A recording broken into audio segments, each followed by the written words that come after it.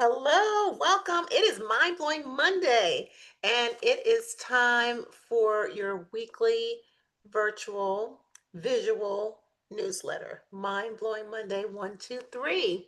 Today, we are talking about people pleasing, retreats, and expansion. So, happy Monday. I had a conversation with a friend of mine a few days ago where she suggested I am an overthinker. And I explained to her I'm very analytical, but I'm not considered an overthinker because I make pretty quick decisions. I do not get stuck in analysis paralysis. And then that conversation had me thinking of another term that's often misunderstood, but shows up often with my clients. And that term is people pleaser. So I have heard clients say, it's really nice to want to please people. That could be true, but a people pleaser is not a person who just wants to please people. The meaning goes deeper than that, and it's never a good thing. So if somebody calls you a people pleaser, it is not a compliment. I'm going to give you the definition right now. So a people pleaser is someone who learned, usually in childhood, that love and safety depend on keeping other people happy even if that makes them miserable. So it can show up as consistently ignoring your own needs or truth in order to keep others comfortable or to avoid conflict. So it can involve hypervigilance in anticipating the needs or the perceived needs of others. So it's a lot of the wrong kind of work. Like this could be where you're constantly trying to figure out what other people are thinking so you can figure out what you need to be or do in order to be what they want you to be or in order to give them what you think they need. It's like a lot of work and it's the wrong kind of work. So it can result in frustration, guilt, self-doubt, and most of all, unhappiness. Now, do you want to know what the opposite of authenticity is? Well, with people pleasing, you've got the answer right in your hand. Constantly shrinking, shifting to prioritize the needs of others can leave you, my wonderful follower, listener, friend in my head, it can leave you unable to identify, to express, and to fulfill your own talents, desires, and motivations. In other words, this people pleasing thing can keep you from even knowing who the you are, right? Does any of this sound like you? Right? If this sounds like you, I want you to think about it. So I'm a strong believer in investing in yourself. When I was in my 20s and my 30s, I invested in my education, I invested in a stock portfolio, but it was not until I hit my 40s that I started making real investments in my personal growth. I realized what's the point of being well educated and wealthy if I cannot confidently say that I love myself? If I can't take a day off without feeling guilty, or if I can't treat myself to a bucket list life experience without second guessing my decision. So for me, I attended my first yoga class I'm not my first yoga class, my first yoga retreat back in 2015. And I remember we were doing yoga on the beach, and I remember learning about Hindu goddesses when the thought struck me, I am a goddess. Spending time in those mythical stories allowed me to connect to the divine feminine in me, and I have been walking in that truth ever since. So, as a person, as a woman who has experienced both marginalization and trauma, that moment marked a profound shift in my life. And those shifts don't happen, excuse me, without having some time to get still. Anyway, so later that year, I hosted my first day retreat. So this was still 2015. It was at a beautiful historical cabin in Atlanta. And it was the first time that I dared to put the word writer on my vision board. Writer. That small intentional act completely changed the trajectory of my life. It opened me up to the possibility of doing the work that I meant to do, the work that I currently do now as a 4-time author, magazine writer, transformational coach, and a keynote speaker. So there have been lots of retreats since then, too many to discuss in this forum right here. But the reality is this: deep change requires investment of both time and, in most cases, of also money. So remember, we're talking about people pleasing retreats and expansion. So, what do people pleasers and retreats have in common? The answer is usually nothing. People who are stuck in a trauma response of people pleasing will rarely give themselves permission to invest in their own healing and their own growth. They don't think they deserve to spend money on themselves, at least not for something invisible. So they may be, buying the cars or the purses or the things that make them feel valuable because other people can see it, right? They're people pleasers. But if it's something invisible that other people can't see, then they think, well, I don't deserve it. So they can get stuck in this cycle of unhappiness, constantly putting the needs of others first or performing, right? Then feeling cheated by their own behavior. And sadly, they often don't realize that anything's wrong. On the few occasions when they prioritize themselves, they may be saddled with guilt. If you've read The Anger Myth, which it's not going around, well, there's one behind me up there. If you've read The Anger Myth, you know that guilt is a form of self directed anger, and it can cause a whole host of mental and physical issues. And that's not guilt like you robbed a bank. It's guilt like this, I, you know, spent money on myself for my own personal development. I took a trip and now I feel guilty because I don't deserve it. So that type of guilt is a form of self directed anger. So, what do you do if any of this sounds like you?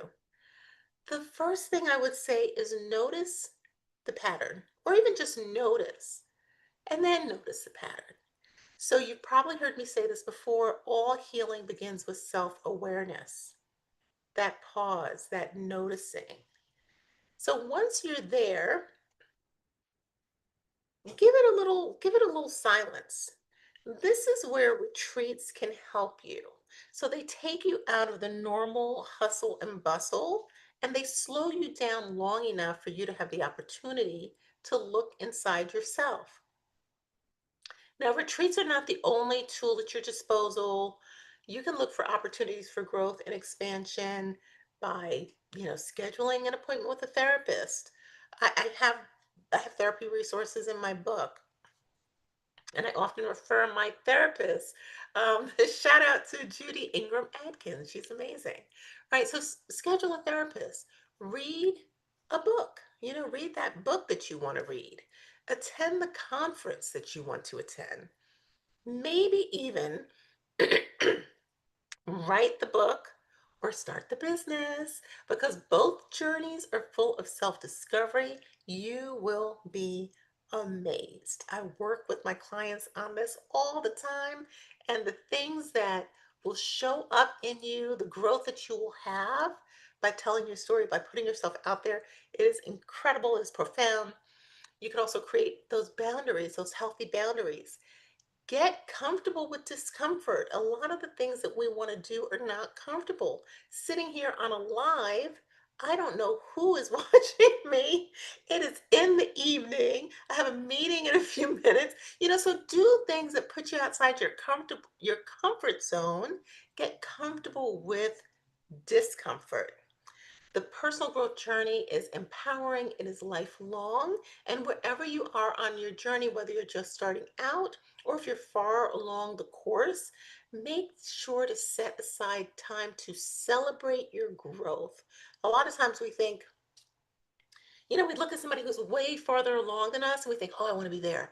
But you need to celebrate the little steps that you have where you are, because those are the things that will get you to where you want to be. All right, I'm over here losing my voice, which seems to be a theme for me lately. I got to figure that out. Mm. All right, it's time for our one quote. And isn't this cute? This bottle has, I don't know, earth elements. It's got crystals at the bottom. Okay, so the one quote is from Eartha Kitt. The price we pay for being ourselves is worth it. The price we pay for being ourselves is worth it. Through her portrayal of Catwoman, her original rendition of Santa Baby, and her many iconic interviews, Eartha Kitt blazed a path for women as embodied, sensual, and sovereign. This quote is one of my favorites from her, although she has some other good ones, but it acknowledges that authenticity isn't cheap. You might lose friends, relationships, or opportunities. Ah, but it is worth it. How? Because you are here on earth for a reason, and you will never know what that is if you don't dare to be yourself. So, if you're spending all of this time performing and people pleasing, when do you ever get to show up and pursue what you were placed here to pursue? So, don't walk, run to authenticity, to self love, and to being your whole, unique, and quirky self. All right, so the two questions I have for you this week as you move through your week, ask yourself, number 1, where in my life am I still choosing silence over truth? Where am I still choosing silence over truth? Notice the places where you silence yourself to avoid disappointing others, whether it's staying quiet in a relationship, overworking to prove your worth, or saying yes when you really want to say no. And then the second question for this week, what would expansion look like for me if I stopped apologizing for my needs? What would expansion look like for me if I stopped apologizing for my needs? Would it look like rest? Would it look like travel? Would it look like more time for creativity or deeper spiritual connection? Or maybe even a shift in your spiritual path? What if you gave yourself permission to take up space and to receive joy without guilt? Maybe you would start the business or write the book or travel the world. And then 3 ways to lead with joy for the week ahead. Here are a few ways to step out of people pleasing and into expansion this week. Number 1, pause before saying yes. Ask yourself, do I truly want to do this or am I afraid to say no? Ask yourself, do I really have to do this or am I just scared of change? That moment of awareness is your first act of sovereignty, of really owning yourself and your will. Okay, second way to lead with joy this week, invest in yourself. Give yourself both time and resources. Give yourself time and resources. Book the retreat, schedule the session, read the book that's been calling you. Healing, reflection, and self love are not selfish, they are sacred, they are life affirming, and they are revolutionary. Number 3, seek expansive resources. So surround yourself with people, places, and ideas that challenge you to grow. When you leave your comfort zone, we're coming back to this comfort thing. When you leave your comfort zone, you reclaim the parts of yourself you've been hiding to stay small. How will you know you're expanding? You'll release old ideas and embrace new flexibility in the way that you think. You'll know it. All right, you guys, you deserve the opportunity to be your whole self. Expand into the greatness that is meant for you and leave that people pleasing behind. All you have to do is take the first step. And if you made it this far, you're already doing the work. You're part of the 1%. I'm so proud of you. Keep going. I wish you freedom, alignment, and effortless abundance. And I have a few announcements. This is all from the newsletter in the PS section. First, the big announcement. I just got back from Ghana. Applications are officially open for the Ghana Soul Healing Retreat taking place November 2nd through the 10th, 2026. This retreat is a sacred journey of self love, ancestral connection, and expansion. So it's an opportunity to release old patterns, reconnect with your roots, and return home to yourself. So if you feel a call, don't wait. Go ahead and fill out your application today. You can access that on GhanaRetreat.com, and I will put the links in the notes. So when you do that, you will get all the details. You'll get updates. You will get exclusive opportunities for this particular major, beautiful, luxurious international retreat. And then if you're looking for something local, this is the last week to register for the Fall into Joy retreat here in Atlanta on Saturday, November 15th. You can find that on my website. If you go to trishajelroberts.com and you click the more button, you'll see the retreats drop down there. And the last one is if you are looking for an adventure for the new year. In January, I'm so excited. I will be teaching at the Untamed Retreat in Costa Rica. It's January, I think it's the 14th to the 27th or the 26th. Same thing, it's on my website, trishajelroberts.com. Check it out. You guys can always DM me or comment if you have questions or email me at hello@trishajelroberts.com.